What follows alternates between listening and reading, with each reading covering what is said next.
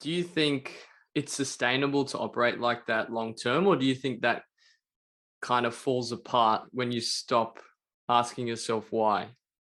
In the sense that, for example, when we're in when we're in school, a lot of people are just learning for the sake of it, as you're saying, to get to the destination.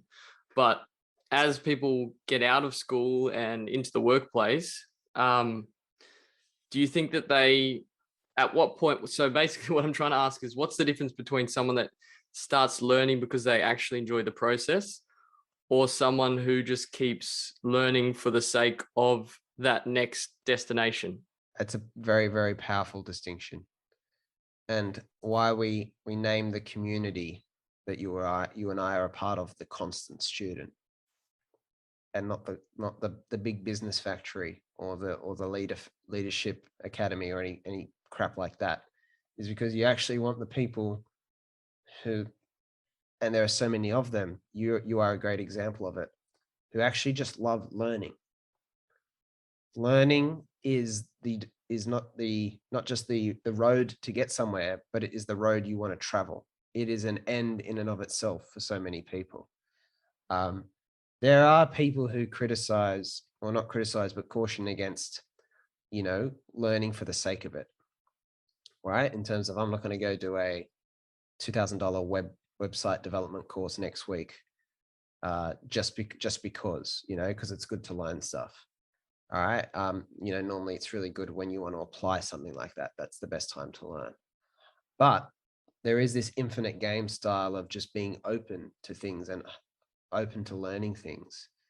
And they're not mutually exclusive, right? So a lot of people were happy to be in something like the constant student or something like that, or they're happy to keep reading books all their life. And it's like, why are you reading books? What is it that you want to know? And it's a lot of them, it's, I want to know what I don't know, because none of us is aware of what we don't know.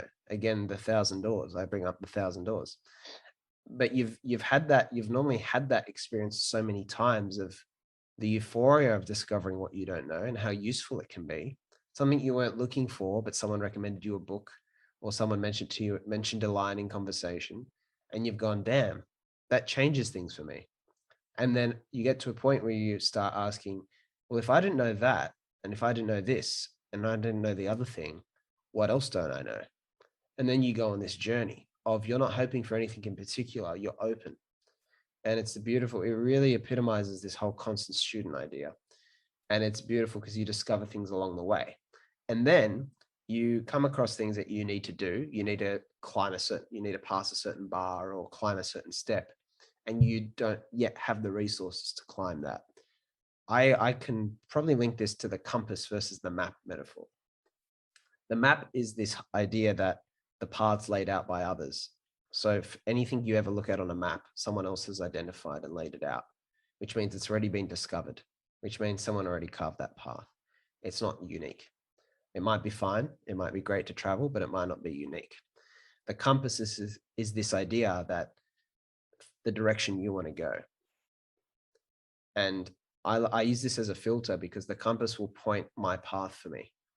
And what that looks like for me is normally, what do I care about? What problem am I kind of, say it's education, right? All right, this is what I'm working on. So what do I need to learn?